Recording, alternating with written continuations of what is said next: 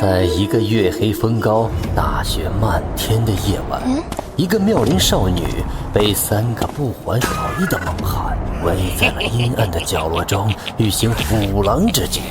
然而世事无常，究竟谁才是最终的猎物？哼，你有血光之灾。小娘皮，在你面前的可是3个身强力壮的猛汉，而你只有1人。看到我秀才哥那80米的大刀了没？劝你装作没见到我们，赶紧回去睡觉。话没说完，不远处猛然传来一阵狗叫，紧接着震天的号角和人群的嘈杂充斥在整个蛮军大营。显然赵小驴几人夜闯敌营的行迹已经败露。哥，想来是江河他们去偷马的时候被发现了，咱们怎么办？还能怎么办？赶紧烧掉这些粮草，然后去救援江河他们。等等，你们几个真当老娘是空气吗？我说过了，只要你放下手中的火把，我答应留着你们的狗命，从这里滚出去。你以为老子是被你吓大的吗？在这地球上，老子只怕一个女人。你们区2000骑兵还想留住老子？今天这粮草我还就烧给你看。说话间，只见秀才手中火把轻轻一摇，紧接着漫天的火势借着寒风迅速蔓延。不多时，冲天的火光卷着爆米花的香气，充斥在整个蛮兵大营。你们找死！小娘皮，这天怪冷的，爷爷们没工夫在这跟你打嘴炮，不想死赶紧闪一边去，别在这碍事。眼下火势漫天，加上周围的喧闹声越来越近，显然蛮兵已经发现这里的粮草被烧，正火速赶来。狗东西，既然你们想死，那老娘就成全你们几个。出来吧，我的狼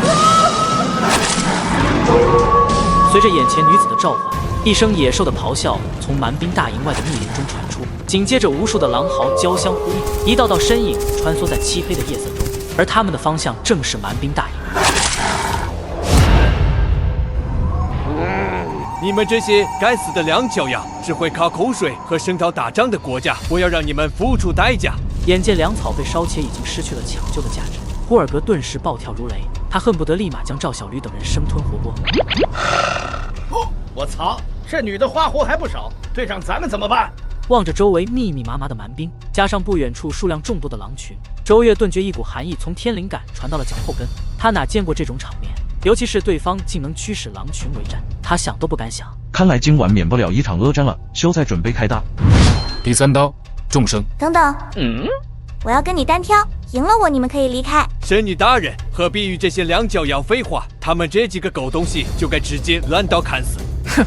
霍尔格，你在教我做事，不要忘了我可不是你们查干部的神女，不要用你的无知来揣度我的决断。你可知那穷酸相的秀才一刀下去，你们这群蠢货要死多少？在北蛮，他们对狼既敬又恨，竟是因为在他们心中狼是天神的使者，恨则是因为狼会袭击他们的羊群，吃掉他们的牲口。而眼前这红衣女子，恰恰因为某些特殊原因可以驱使狼群，所以变成了北蛮人口中的神女。既然你想跟我单挑，那我便成全你。记住你的话，如果我赢了，放我们几个离去。我只保证让你们几个安全离开我北蛮大营，到了外面能否活着，那就看你们的本事了。跪下！王子陛下，我们捉到几个王朝的两脚羊，是否就地砍杀？看来你们似乎是没得选了。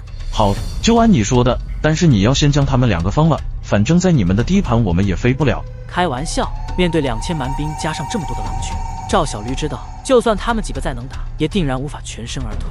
更何况文一和车小年已经被俘，如今有机会安全离开蛮兵大营，那全身而退的机会也会大上很多。狡猾的两脚丫，先赢了神女大人再说吧。更何况我若是言而无信，你大可诅咒我不得好死吗？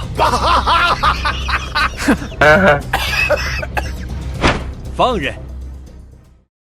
我记得你很能打，上次一刀便屠我数十郎众，今天我要跟你单挑，看看究竟是你这大刀厉害，还是我手中长枪更利。女人就是女人，磨叽半天不动手，你是准备靠废话来打败我吗？你找死！望着场中缠斗在一起的2道身影，胡尔格心头大震。只见一道火红的影子迅若蛟龙，轻盈灵蛇间透着刚猛，而另一道影子则状若猛虎，势大力沉之下，朝朝似有开天之势。妈妈个命！刚刚幸亏听了这女人的话，要不然把这虎视扔到我2000兵士中，岂不是虎入羊圈？这边不管霍尔格有多震惊，赵小驴的脸色却越来越沉。这红衣女子身法灵动，根本不吃秀才正面硬攻，而她的枪法却犀利无比，枪枪都似要戳破这天地。她心中清楚，秀才虽然刚猛，但却不适合久战，照此下去，秀才必然会被拖垮。秀才，第3刀灭众神。没有任何废物，秀才瞬间领悟赵小驴的意思，一时龙吟大作，秀才举刀而起，破天之势撕裂了原本的风水，天地之间充斥的似乎只有那铿锵的刀鸣和隐隐的龙啸之音。狗东西，你竟然不讲武德！一刀出，原本正看热闹的呼尔格顿时满脸的惊恐，旁边的赵小驴则一脸的奸笑，只因秀才这一刀劈向的正是人群中的呼尔格。神女大人，救我！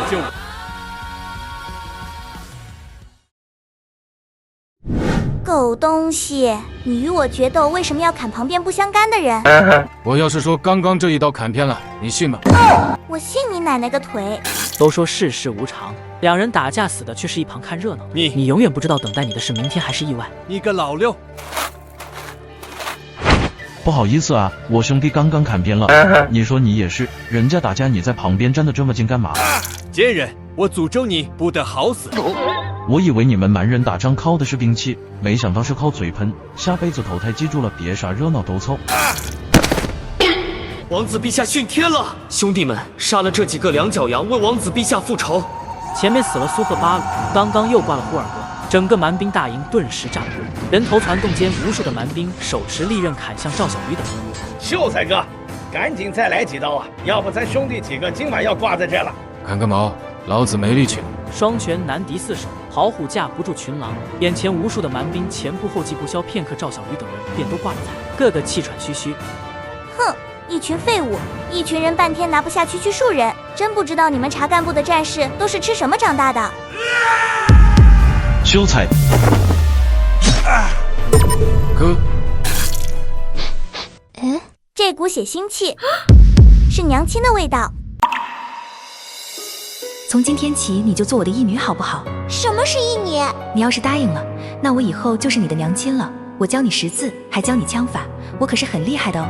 娘亲，好孩子，以后娘亲陪着你，给你做好吃的，给你缝好看的衣服，你再也不用在狼群里吃生肉喝凉水。我有娘亲了。傻丫头，你叫什么名字？我有娘亲了。那以后就叫你月儿可好？月儿，我喜欢这个名字。对了，你还有个哥哥，只不过他却不在我的身边，不知道他现在过得怎么样。娘亲，你怎么哭了？是不是想哥哥？是呀，每个孩子都是娘的心头肉，你也是。娘亲有名字吗？你为什么在这里呀？娘的名字叫王余初。哥哥，他是我的哥哥。赶上我哥，去死！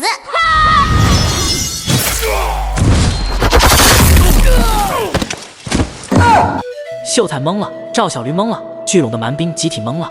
什么情况？赵小驴被捅了眼前的妖女，却目眦欲裂，反手斩杀了那名蛮兵，一枪轰飞了围拢的数十人。看他双目赤红，仿佛这名蛮兵刚刚的一刀是捅了他的血脉至亲一般。所有郎众听我号令，谁敢再踏前一步，就把他撕成碎片！一声狼嚎，原本对峙赵小驴几人的狼群立马调转目标，齐齐盯向围拢的蛮兵。看那架势，好似只要这群蛮兵谁动一下脚趾头，他们就会立马扑上去，将对方生吞活剥一般。哥哥，停！死刀扑，站在那别动！你要再敢踏前一步，老子一刀劈死你！狗秀才，我哥哥受伤了，他需要止血。你哥哥？哪个是你哥哥？你呀，你就是我失散多年的哥哥。赵小驴再次懵逼了，这女的一席话让他犹如五雷轰顶，整个脑瓜子嗡嗡作响。尼玛，我穿越过来也没拖家带口啊，这原主也没听说还有个失散多年的妹妹啊。那个姑娘，你是不是认错人了？不会，我从小在狼群中长大，分辨气味是我最擅长的。你的血液中有我母亲的味道，所以你一定就是母亲口中日夜念叨的哥哥。请问令母是？我母亲叫王余初。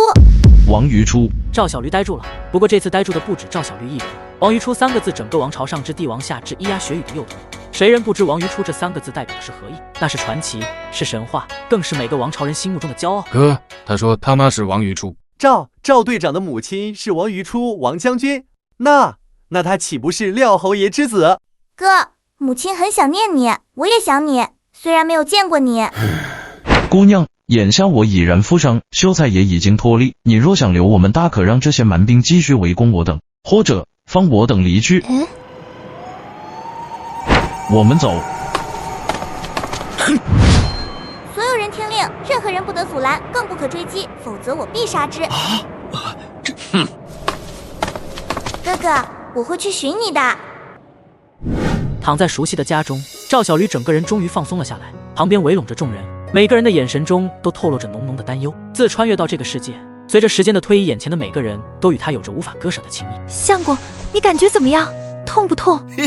我没事，不要担心，只是小伤而已。你看我这不是好好的吗？爹爹，你流了好多的血。乖，兜兜不怕，爹爹吃几只勾勾就能补回来了。可是咱家的勾勾都被小黑蛋偷了。见赵小驴并无大事，加之孩子的一席话，原本紧张压抑的气氛顿时放松了不少。你说你整天扛着那把破刀，一副天老大你老二的牛气样，怎么连个人都保护不好？好了，李丫头，人能平安回来，这比什么都强。你们这几个孩子也是，这么大的事瞒着我们2个老东西，区区数人便敢去闯敌营，万一你们有个什么好歹，让这一家子老幼妇孺如何活？都说家有一老如有一宝，凤母的埋怨落在秀才的耳中，却感觉是那么的温馨，那么的幸福。或许这才是一个家真正的意义吧。来自平凡中的温暖，却足以感天动地。小驴，小驴！不待众人继续说什么，门外传来高思远急切的呼喊。得知赵小驴负伤，他便第一时间着急忙慌地赶了过来。冲进院子的他，甚至都没注意自己跑丢了一只鞋。大人，鞋掉了。事情基本便是这样。此番你能平安归来，且得知姨母还活着，这简直是天大的好消息。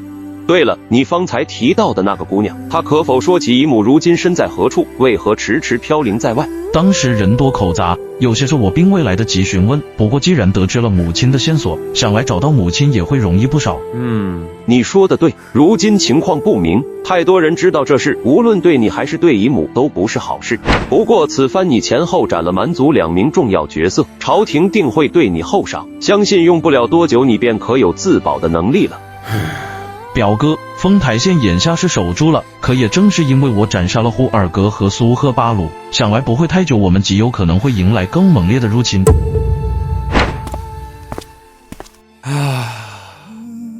我知道你的意思，你的顾虑也是朝中某些软骨头所担忧的。不过好在目前朝中大部分臣子还是主战的，毕竟按照前朝的经验来看，一味的忍让只会换来更加得寸进尺的侵扰。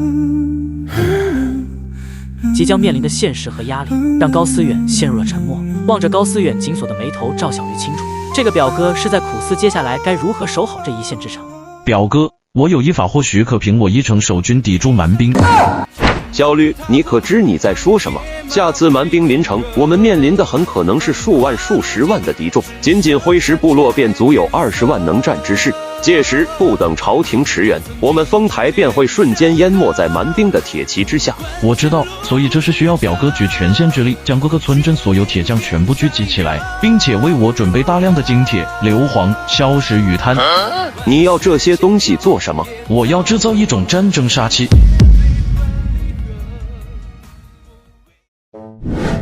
哦，这毛还真是金色的。怎么样，大人？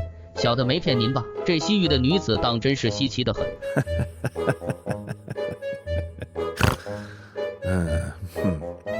快说说你那一夜感觉如何？感觉就如同掉进了汪洋大海。什么意思？就是感觉宽广的很，任我如何扑腾，感觉都碰不到岸边。听你话里这意思，看来咱们和西方女子型号不匹配，想来无趣的很。表哥，你们这是在聊什么？小驴，你怎么来了？和捕头，你先下去吧。是，小人告退。门不用关了。表哥，外面风大，开着门容易着凉。我堂堂知县光明磊落，两袖清风，我又没有什么见不得人的事，干嘛关着门？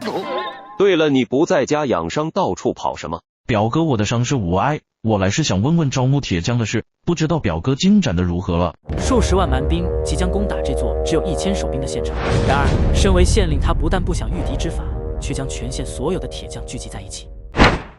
已经按照你的要求全县通告了，目前铁匠已经有300人，其他府兵500余众。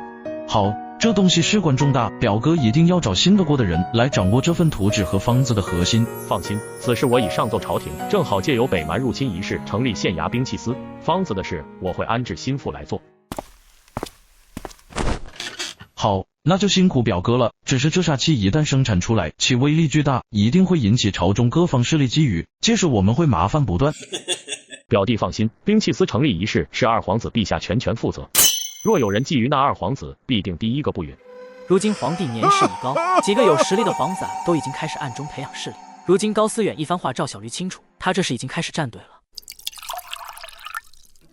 二皇子心系天下且杀伐果敢，想来应该会为这天下苍生谋一份国泰民安。表弟虽不在庙堂之上，却能看清这天下格局。若不是失散于乡野，想来如今也定非池中之物。表哥，此事并非朝夕之事，咱们暂且不提。我想知道咱们王朝的盐铁制度。那玩意儿有啥好说的？咱县内既没有铁矿，又不产盐，这东西跟咱没有关系。不过既然你想知道，那我就大概说一说吧。总结起来就4个字：盐铁专营。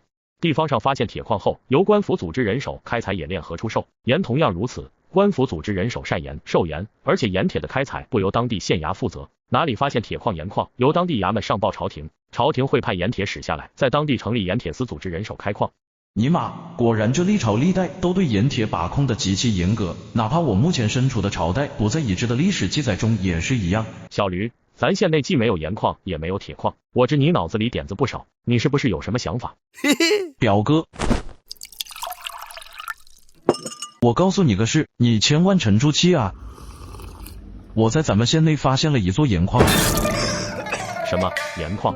赵小驴一席话让高思远大惊。若丰台县内有盐矿，他何至于为县衙没钱而发愁？要知道，依王朝盐铁律，盐铁司售盐所得的1成归当地官府所有。盐是暴利行业，1成也有不少了呀，这能解决多少百姓的就业和温饱问题啊？小驴，你发现的盐矿在哪？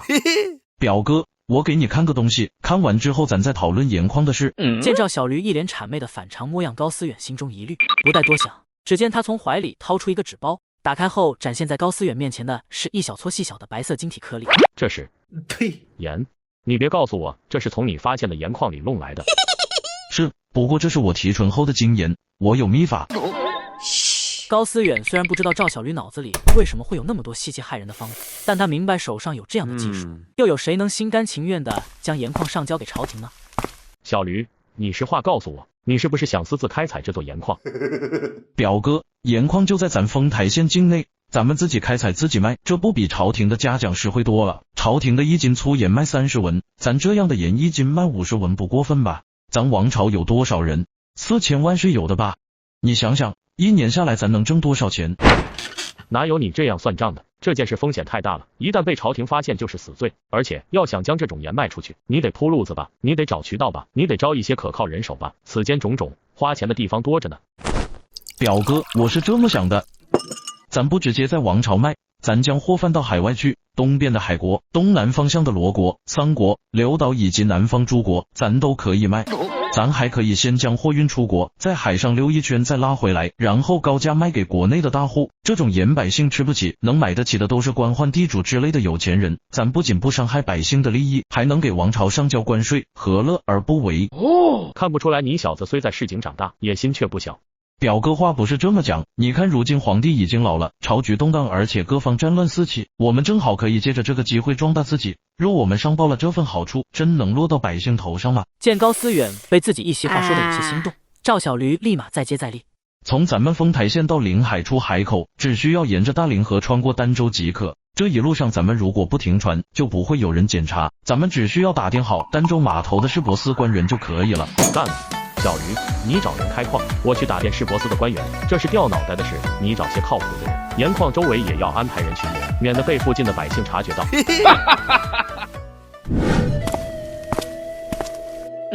回到军营，赵小驴远远便看到了江鹤。此时他正站在军营门口张望，见到赵小驴，顿时面露喜色，显然他是专门在等赵小驴。赵队长，您回来了。你在这是等我？是的，赵队长，明日便是我和萧雨的决斗了。虽然我与他有过节，但毕竟是战友。我不知道若我赢了，真的可以打死他吗？若他赢了，你觉得他会不会打死你？会。你觉得你和他战友一场，他就不会欺辱伤害你的家人了吗？不会。那你想从我这里得到什么？别人可以帮你1次2次，但不会一直帮你。身为男儿，终究要靠自己。我懂了。明日我等你好消息，若你活着来找我，我有事安排你做。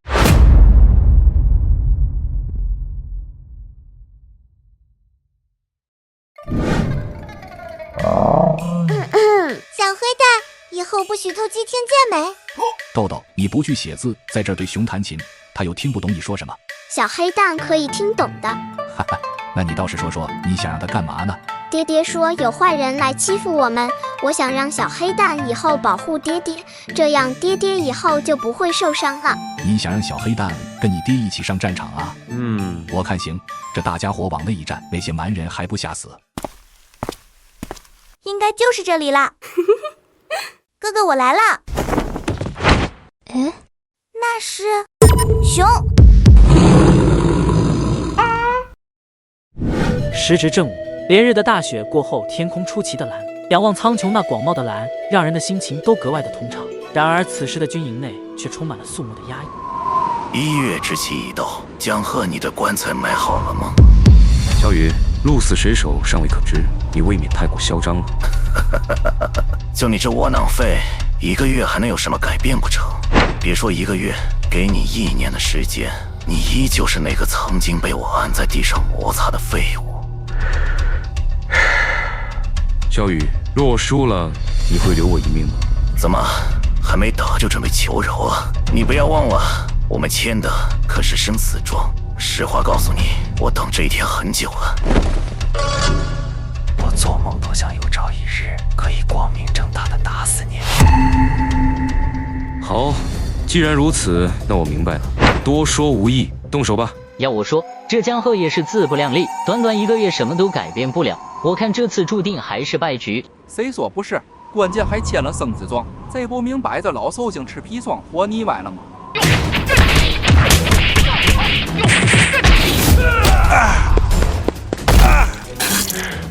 哼！这江鹤什么时候这么厉害了？听说他这1个月一直跟着赵队长学习什么拳法，如今看来这拳法还真是牛逼呀！此时的萧雨内心无比的震撼，他不敢相信，更无法接受。然而无论他如何不信，身上不时传来的痛处却时刻在提醒他，这就是现实。老子不信，短短1个月，你这废物会有这般手段。哼！这一拳为了我那被你欺辱的爹娘，这一拳为了我那未过门跳河的妻子，这一拳为了我自己。我江鹤从今日起再不忍辱偷生。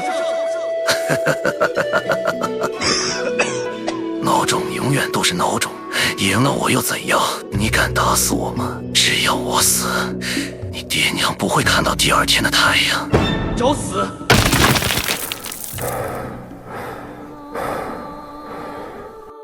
萧雨，你错了。当你的生命消散在这个世间的那一刻起，你身后那群乌合之众立马便会做鸟兽散。这就是人性。寒风呼啸，昔日第1大队的大队长萧雨一改往日的嚣张，就这么安安静静地躺在所有人的视线内。这一刻，所有人都仿若隔世。司马大人，赵席，什么都不要说，回去好好休息吧。属下告退。人性复杂，这世间有些人以恶为乐，有些人却深以为痛。好了，小驴，他们2人的恩怨就此了了。你随我去县衙。朝廷对于我们此次守城的奖赏下发了，天使大臣应该快到了，我们需提早前去恭迎。这个世界的天使大臣便是宣读圣旨的太监，而赵小驴却久久凝视着越走越远的江鹤，望着那萧索却铿锵的步伐。赵小驴知道此时的江鹤并没有一胜之后那种报复的快感，相反他的内心很痛苦。但赵小驴知道此番之后，江鹤定会脱胎换骨，成为一条真正的汉子。天使远道而来，舟车劳顿，辛苦了。高大人治理这偏远县城才是辛苦，咱家走的这点路程不算什么。天使大人谬赞了，下官已备好薄酒，还请天使大人略作休息。大人客气了，此番蛮人入境寇城，高大人功高至伟。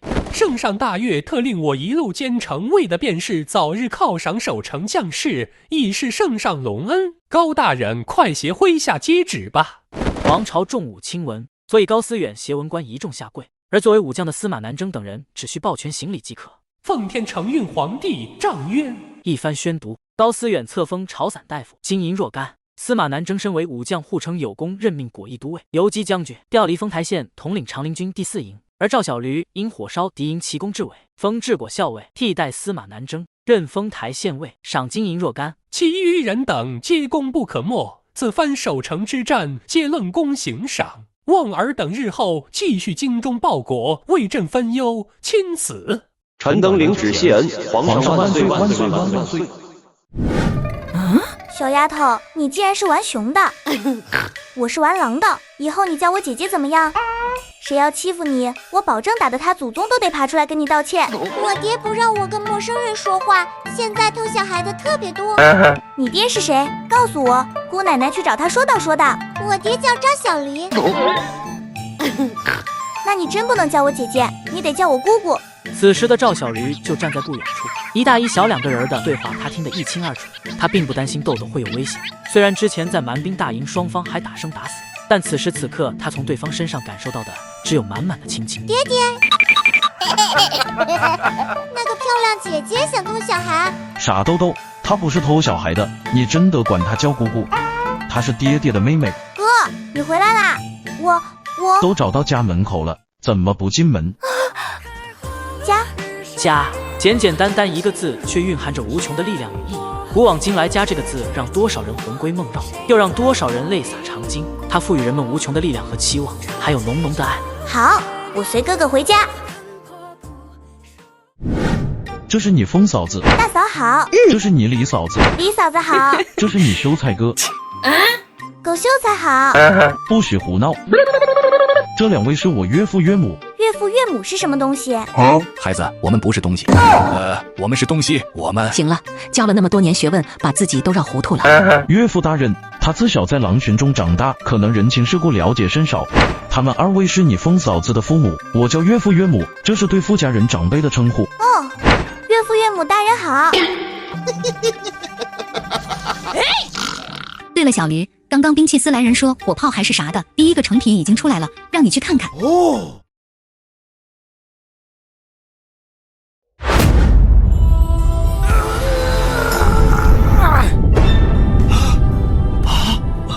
这大家伙就是你说的杀器。对，这东西叫火炮，大范围杀伤性武器，我特意做的大号版的，这样即使我们手兵少，也能大规模消灭来犯之敌。望着需要数人拼命才能拉动的巨物，高思远震惊了。身为古代人，他哪里见过这种东西？小驴，这东西真有你说的那么厉害？这么看就是一根铁柱子，而且还这么重，恐怕没人能舞得动吧？表哥，这东西不是拿来抡的，一会咱们放野炮测试一下效果。你说赵大人的脑子是咋做的？这玩意儿看着虽然怪了一点，但是也不吓人啊。要是蛮兵来了，看到咱们城头上杵着这么个大玩意儿，估计不会害怕吧？你哪来那么多废话？咱们就是兵蛋子，领导让干啥咱就干啥，等命令就行了，费那脑子。听我号令，装弹！一声令下，提前得知操作流程的士兵立马爆出一个巨大的黑色圆球，顺着炮管塞了进去。沉闷的碰撞声让高思远的好奇心被无限的拉高。表哥，一会我说点火的时候，你记得把嘴巴张开。哦，好。点火！一声令下，高举火把的士兵立马将熊熊燃烧的火炬对到了炮尾裸露的引擎上。哥，你为啥抱着脑袋蹲下？是不是头痛？作为一个老兵，经验告诉我，赵大人这玩意儿挺危险。话未说完，一声震天巨响，巨大的音浪裹挟着澎湃的冲击力，甚至掀翻了几个未及时做出准备的士兵。但这并未结束，紧接着第二声巨响便在城外数里的位置再次响起，顷刻间漫天的黄沙裹挟着残枝败叶直冲云霄。看射程应该在1公里左右，跟预想中的差不多。看破坏力，这加大版的火炮果然也强悍了不少。小驴，这东西真是人间之物吗？表哥，这东西可是你举全县之力打造出来的，当然是人间之物。这东西你准备打造多少？不知道蛮兵何时进犯，若时间来得及，我打算制作20台出来。20台？这东西一发下去，轰在敌群便会震碎敌胆。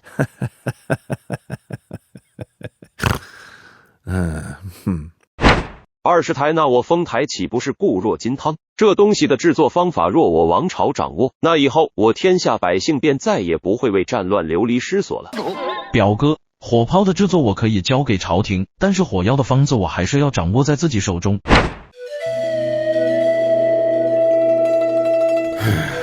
若当权者都有你这份为国为民的赤子之心，那我没什么可说的。但人心是复杂的，尤其是有权力的人。赵小驴的话，高思远并未反驳。久居官场，他知道欲望是个无底洞，最可怕的便是有欲望且手握重权的人。不过若朝廷需要，可以找我买。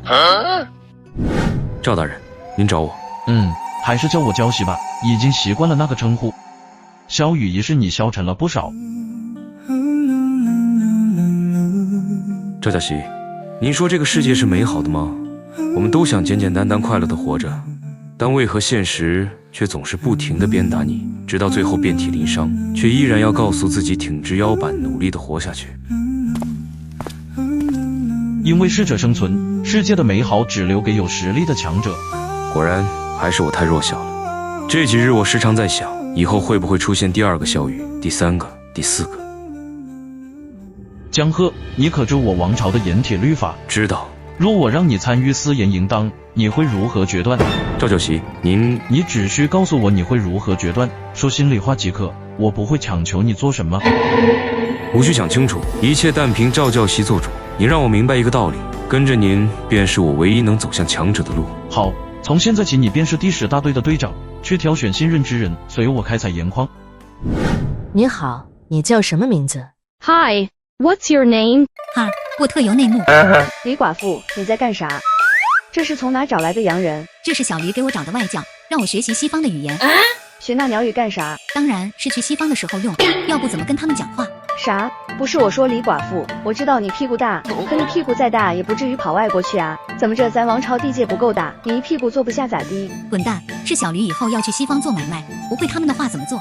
你要是去西方了，那咱们酸菜的摊子咋整？我叫你来就是为了这事，酸菜的生意流程你现在基本也都懂了，以后我不在的时候就得靠你顶起来。小妹快生了，别啥事都麻烦她。我说李寡妇，我说你能不能以后别叫我李寡妇？我正想说这事呢，我说你跟秀才啥时候滚床单啊？滚蛋！你去西方是跟小驴一起吗？这出门在外天干物燥的，等你俩回来的时候，会不会抱着个崽？到时候秀才不得哭死啊！闭上你那臭嘴巴！小驴身在军营，他哪有功夫去西方？到时候秀才会跟着我一起。谁在说老子坏话？王将军，20年了，这20年我一直以礼待之，难道我的请求你还不想答应吗？苏贺图，我说过我王于初生是王朝的人，死亦王朝鬼。你这是何苦？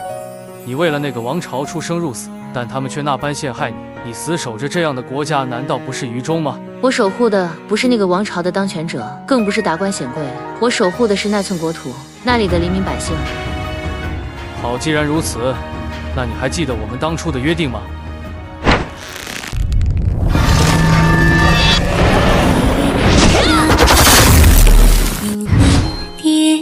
若我儿不在人世，我愿永生永世自求于灰石峰。我的儿子苏赫巴鲁此次随扎干部南下，死在了你们的国家。5日之后，我便集结大军挥师南下，为我儿子复仇。届时，你们的国土将被踩在我挥师部的铁骑之下。北蛮15万铁骑是要踏碎眼前这座只有1000守兵的边境小城。然而，身为最高长官的县令高思远不但不紧张害怕，反而一脸的兴奋。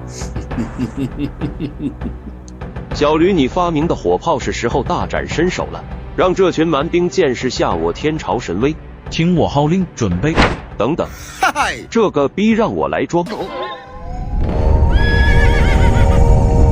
望着越来越近的北蛮大军，看着那无数铁骑卷起的漫天尘沙，遮天蔽日的滚滚而来，城头守军每个人的心中都是沉甸甸的。强敌15万之众耳，他们却只有1000守兵。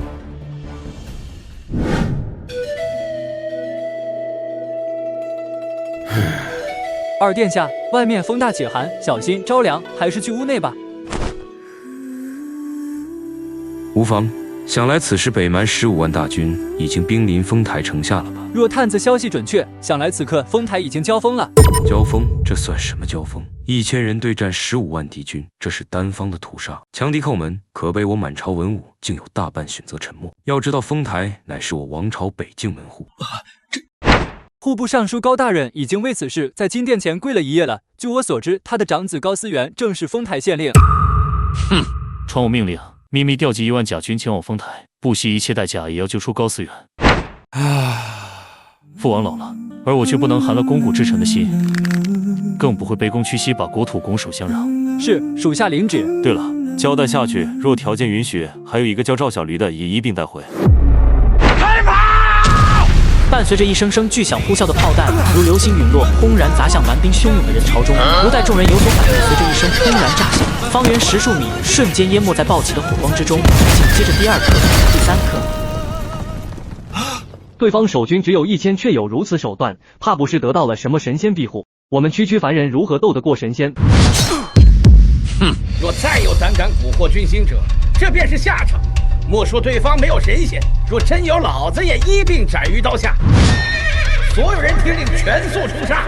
一声令下，素以骁勇著称的蛮兵顿时不再犹豫，转而埋头猛冲。数里远的距离已不再是南越的天堑，尽管汹涌的炮火依然不时在人群中炸响，但是随着时间的推移，越来越多的蛮兵涌到了丰台城下。他们架起云梯，红着眼，想要攀上城头，纵情杀戮这群两脚羊，以泄心中之愤。赵大人，蛮兵太多了，我们怎么办？火箭手准备，放箭。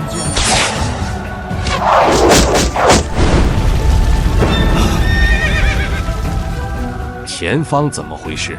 启禀我王，是他们提前在沟壑中铺满了火油，前方的勇士被火墙分开了。对方这是强行把我们化整为零，看来守城之人并非简单角色。这等手段倒让我想起了一个令我草原将士闻风丧胆的女人。听我命令，火炮手停止射击节省炮弹，所有人拿起手中的弓开始抛射。小吕，我们的箭并不多，如此消耗下去，怕是不出1时3刻便会射空。表哥，时间紧迫，我们准备的火药也并不多，弓箭一事我已经做了准备，应该可行。闻听此言，高思源感觉自己越来越看不透这个表弟了。若说火药准备了多少，他的确不了解，因为是赵小驴一手操办。但是兵器甲胄有多少数量，他这个县令可是一清二楚。听我号令，把所有稻草人架于城头，等着蛮兵给我们送箭矢。王，对方那种大威力的攻击已经停止改用弓射，看来那种大威力的武器数量有限。论射术，天下谁敢与我草原勇士争锋？传令下去，强攻手还击。得到命令的北蛮强攻手不要命一般把手中的箭矢射向城头那隐约可见的守军，因有大火热浪之口，此距离下他们只能隐约看到城头的人影。至于那人影究竟是啥，估计除了丰台守军知道的便只有鬼了。与此同时，辉石峰是月儿传回的消息，儿子，我的孩子真的还活着。丰台县苏贺图，你我之间的恩怨是时候了结了。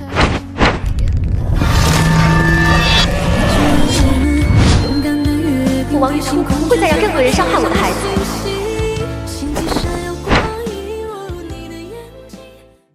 赵大人，蛮军退兵了。汇报消息的士兵满脸的疲惫，从他密布血丝的双眼中看不到任何因为蛮军退兵的消息而起的喜悦之色。作为一名老兵，他知道这只是敌人为了下一次更加凶猛的冲击而做的准备动作。战况如何？此番共杀敌4万余众，我方伤亡共计630人，剩余能战之数376人。376人守一座城，深深的无力感让赵小驴满心的苦涩。杀了苏贺巴鲁，他知道会迎来辉氏部落的报复，但是他做梦都想不到辉氏部会倾巢而动。小驴，我们以1000之数歼敌4万余众，这等战绩足以载入史册了。表哥，想不到你一介文臣，生死之际还能谈笑风生。啥生死之际？我还没活够呢，况且我看上的洋妞还没娶进门呢。小驴，相信我，这丰台县并不是我们的终点。啥意思？我们已经坚守了1日了，司马南征那小子应该马上就到了。启禀我王，西侧山地发现驰援的王朝守军，数量有5万之众。5万，看来先机已逝。传令下去，叫阵斗将。斗将？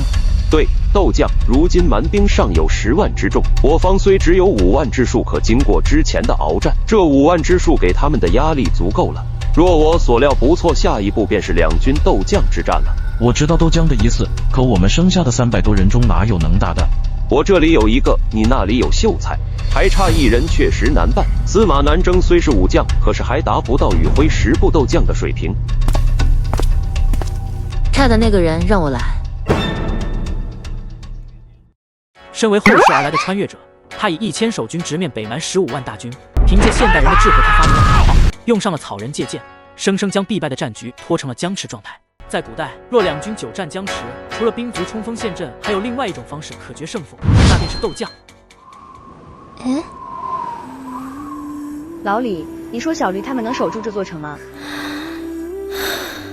能。可他们就那么点人，我听说这次蛮兵整整来了15万，我那个亲娘咧，那可是15万啊！狗蛋娘满脸不安的絮叨，并没有引起李寡妇的回应。此时的二女遥望着远远的城头，那里有他们各自心心念念的男人。看来会师部这次是把家底都派出来了，没想到这几个人竟然会一同出现。姨母这几个人什么来历？那是同你娘一样，凭借个人武力站在这个世界顶峰的人物。高思远面沉如水，在场的众人都知道，按照斗将之约，此番若败，那丰台县便是对方蛮人囊中之物。按照他们一贯作风，届时这满城的百姓恐怕十不存一。此番斗将便让我呼延烈来拔得头筹，对面的哪个前来送死？呼延烈，对面3人之首。20年前那一战，你那个便宜爹就是被他一刀从马背上拍飞，差点断送了性命。思远，小姨母有何吩咐？秘密安排人手，城中之人能撤多少便撤多少。此番斗将，我们没有胜算。做了这么多的努力，终究是于事无补了吗？此时的赵小驴清楚地意识到，在绝对的数量面前，即使造出了火炮，他们丰台县终究是那荒漠遗海中的一只生灵而已。可惜了，若再给我们一些时间，让我们丰台县造够20台炮，这北蛮哪还能如此嚣张？呼延烈，你可还记得我？王于熙，想不到你还活着。你都没死，我怎么可能死？可惜当年我姐姐那一枪，让你留了条狗命。废话真多，你可不是王于初。看刀。萧峰，对方剩下的2人中，你有几分把握？回大人，对上第2人呼延峰我必败，第3人呼延北五五开。什么？以你的能力只能如此吗？高思远震惊了，萧峰有多能打，他心中是有底的。可即便如此，面对敌方真正的高手，却还是这般无力。当剑士，破剑士，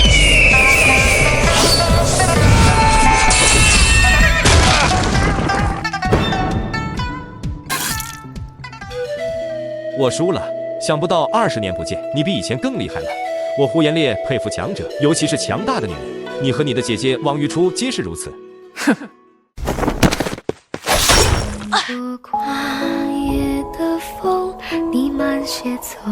姨母，您受伤了。不要声张，若不强撑此番斗将，我们更没有希望。只要我们再胜一场，这全城百姓便有了喘息之机。王于熙的话让在场众人满心的苦涩。且不说别的，单就对方剩下2人中的呼延峰，便已不是在场之人所能应对的，所以想要再胜一场，谈何容易？想不到小小丰台卧虎藏龙，除了那威力恐怖的神兵利器，竟连多年不见的老朋友都现身了。呼延峰在此，丰台谁敢一战？短暂的沉默，秀才和萧峰对上呼延峰皆是败局，而失败大概率会死，这是一道无论如何选择答案都一致的选择题。大人，属下自被萧家出名，有幸得大人收留，寻得一于栖身之所，日后不能拱卫大人身侧，还望大人多多保重。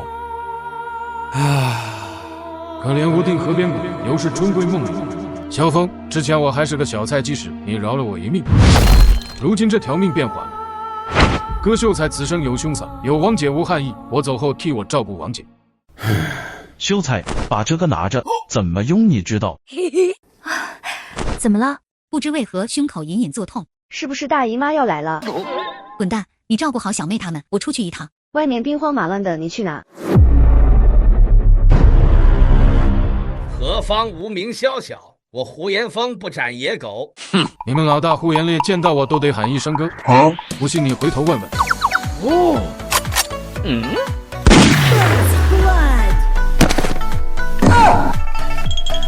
你个老六，不讲武德，当真是近朱者赤，近墨者黑。不过能赢便是好事。呼延烈，3局2胜，你们败了2场，按理该是你们撤军啊。两军交战，只有弱者才讲道理。这小子用这等邪物杀了我2弟，今日我必血屠你丰台城！妈的，老子凭本事宰了刚刚那小子，你比我还不讲武德，让老子教你如何做人。表哥秀才不是对手，姨母有伤在身，让萧峰去帮忙。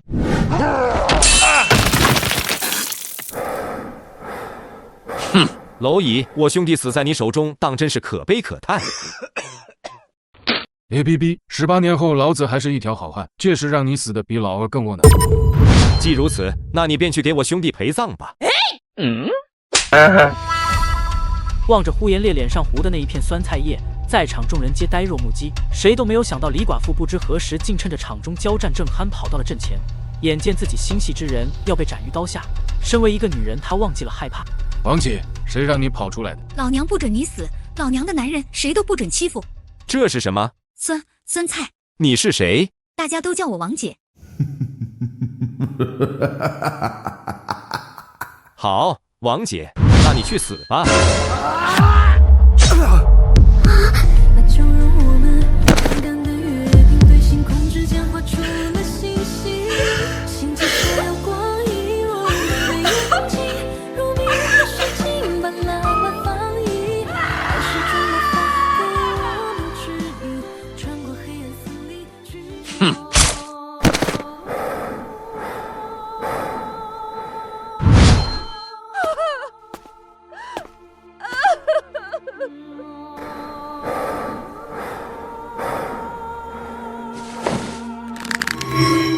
他是老子的王姐，谁敢动他，谁便死。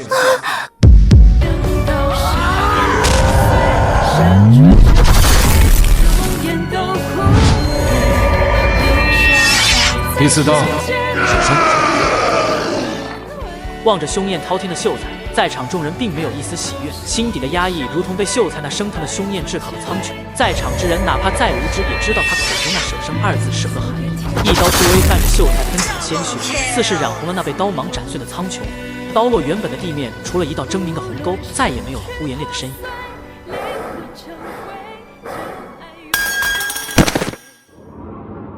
好的很，小小丰台连损我2员虎将，你们都该死！今日不踏平此地，我苏贺图誓不回乡。所有将士听令，踏平此城。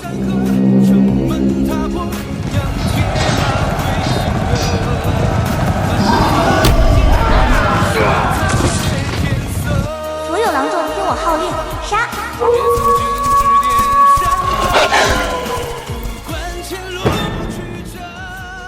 野种，本王封你神女，你却勾结外敌，果真是与畜生待久了，纵是狼心狗肺之辈。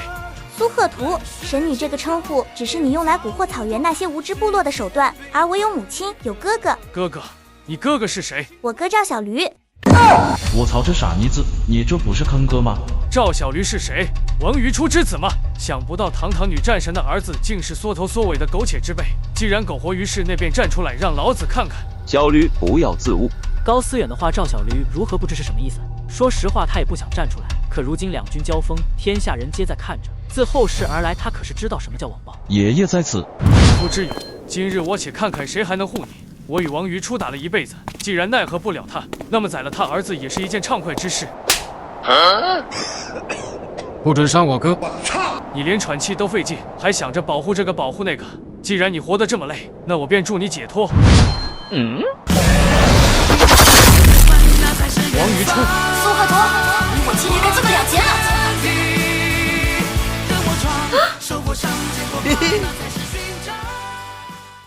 这个女人曾发誓自囚于山中，永不问世。然而，如今她违背了自己的诺言，离开了敌国，只因她的儿子现世，而她的儿子正是自后世穿越而来的赵小驴。是王将军，王于初，王将军回来了。是王将军，天可怜见丰台城有救了。20年了，苍天开眼，我们丰台百姓有救了。丰台城内，原本躲在家中的百姓听到这个消息，纷纷涌到了街头，蛮兵寇城，每个人的心中都压着厚厚的千云。而此时，那如沐的苍穹似是被撕开了一道缺口，一束光照进丰台城每个人的心中，那是对生的希望。我等丰台万年会迎王将军归来。娘，王于初是谁啊？为什么每个人都那么尊敬他？傻孩子，王于初是你爹爹的娘亲，也是你的奶奶。奶奶，这个奶奶回来后会不会像以前那个奶奶一样打骂我们？她会不会不喜欢豆豆？听到豆豆稚嫩中略带不安的话，望着她惶恐的眼神，凤小妹的心中忍不住再次一痛。在孩子的心中，奶奶这个词本是慈祥，是宠溺，可是赵家人却在她稚嫩的心中留下了难以磨灭的创伤。豆豆不怕，他会比爹爹更加的宠爱你，因为他才是你的亲奶奶。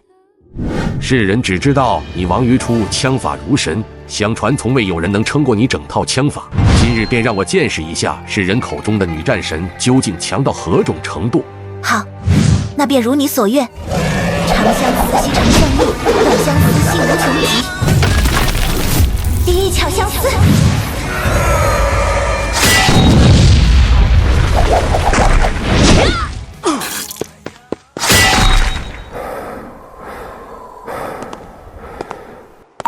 你说此生不负良人，千里共婵娟。怎奈人去楼空似云烟，白发青丝一瞬间。爱过之后知情浓，佳人走，仨不留。第12枪，抬头。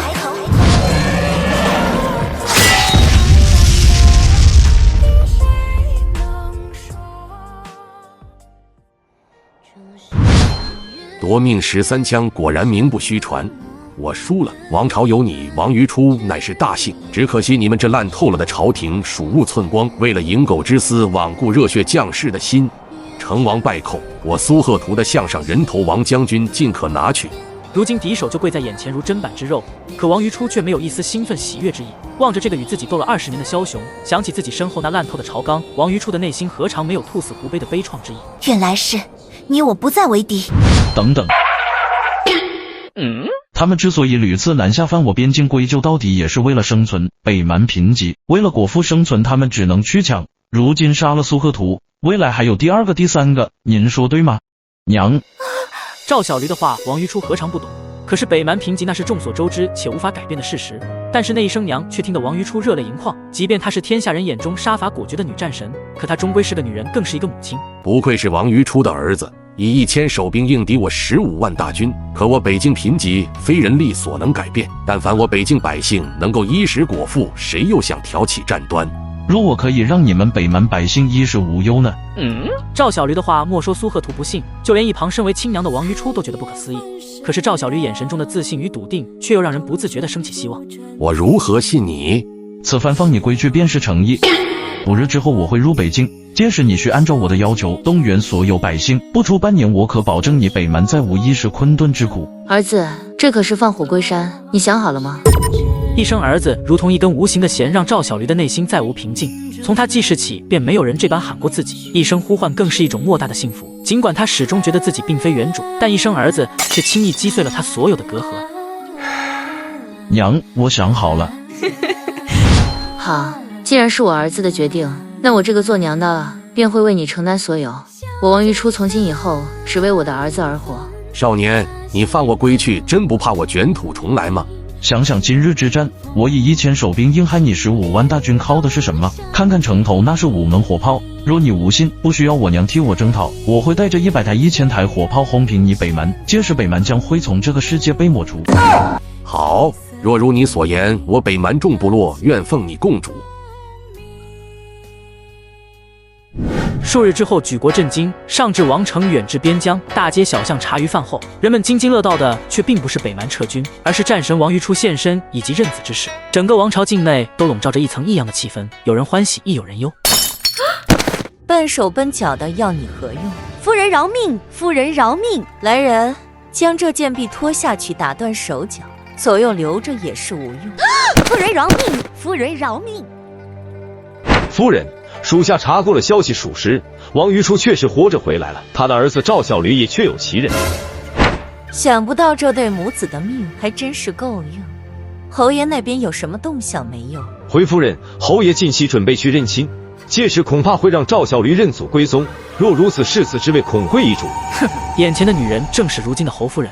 此时他的内心是愤懑的。20年前，自己身后的家族费尽心力坑害了第一任侯夫人王于初和他的孩子，本想着将自己扶上位，利用生下孩子的身份索取更大的图谋，没成想眼下计划才实现了一半，便要东窗事发。若真如此，他自身以及身后的家族恐怕都要受到牵连。不能让他们母子进京，否则一旦面圣得势，我们将会更加被动。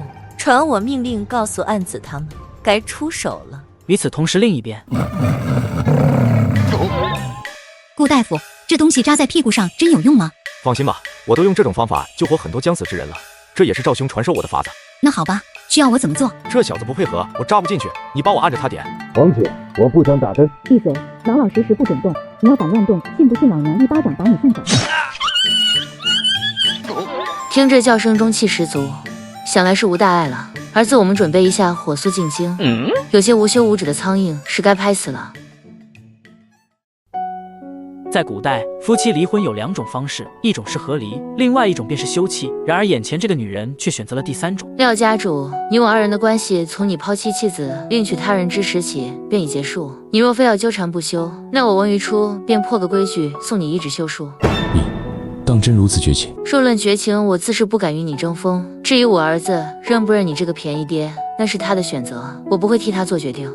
孩子，跟爹回去吧，让爹好好补偿这20年亏欠你的。只要你跟爹回去，世子之位还是你的，好不好？侯爷说笑了，我姓赵，您姓廖，咱们又怎么会是一家人呢？与见到王于初之时不同，望着眼前这个声名显赫的侯爷，赵小驴的心中却并没有太多的波澜。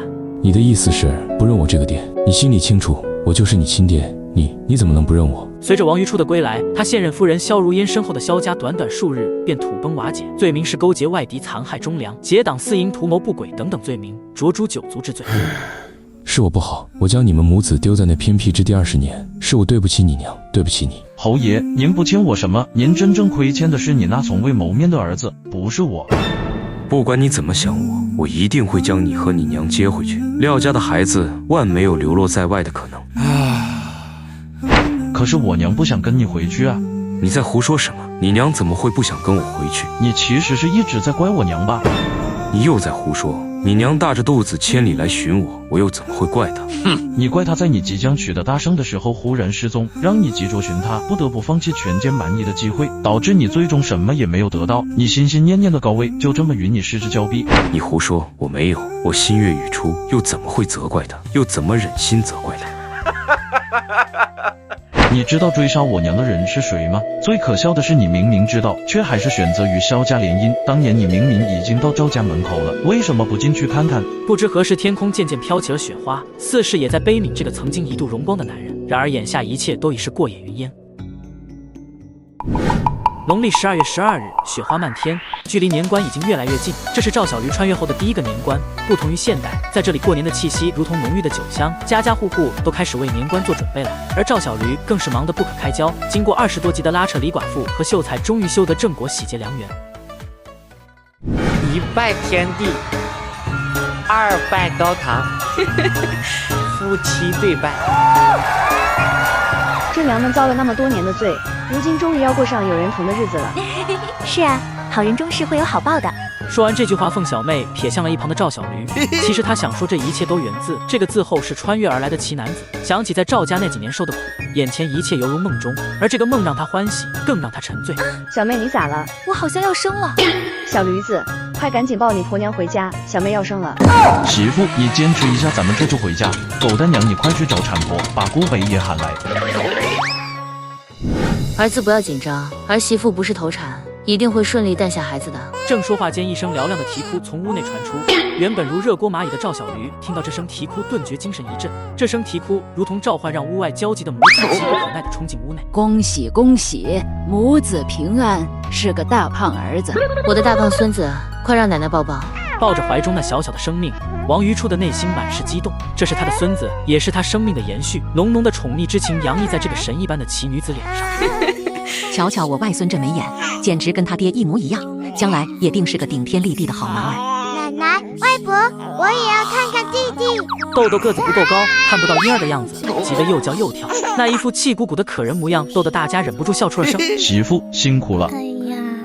快看看你们的儿子，小小的人儿静静地躺在夫妻2人的眼前，凤小妹整个人都散发着母性的光辉，柔和温暖。赵小驴则有一丝淡淡的好奇，这是承载着自己基因的延续。生命真是最奇妙的玄学。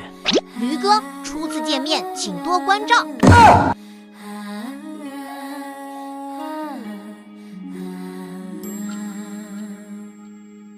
穿越到古代，他有了自己的孩子，可是孩子刚出生，他就要把其扔进河里，只因为这孩子刚出娘胎就会说话。你好，驴哥，初次见面，请多关照。爹，千万别撒手，我才刚穿越过来，还不想落地就成河。说你到底是谁？我是你儿子呀。别跟我扯犊子，刚生下来的孩子就会说话，还特么口齿伶俐，你觉得我会信不？再不说，老子现在就把你扔下去。我说，还记得不？你前世阳了，为了给自己消毒，偷喝了半桶医用酒精，等你醒来的时候，发现自己光溜溜的。你咋知道这是？其实那次你是被一个女的捡尸了，也就是那次有了我，可惜一粒药，那女人就把我送走了。所以你就跟着我穿越了。爹，跟你说个惊天大秘密，其实秀才和王姐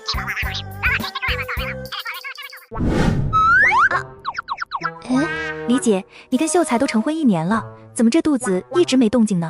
别提了，我都羞于启齿，那完蛋玩意儿每次3秒就结束了。你说什么？3秒？怎么了，小妹？看你脸色怎么这么差？是不是哪里不舒服？其实我相公也3秒，我在想他们是不是来自同一个地方？啥意思？哥，你说你不是这个世界的人，到底是啥意思？我其实是从后世穿越到了这具身体上，我怀疑你跟我属于同一种情况。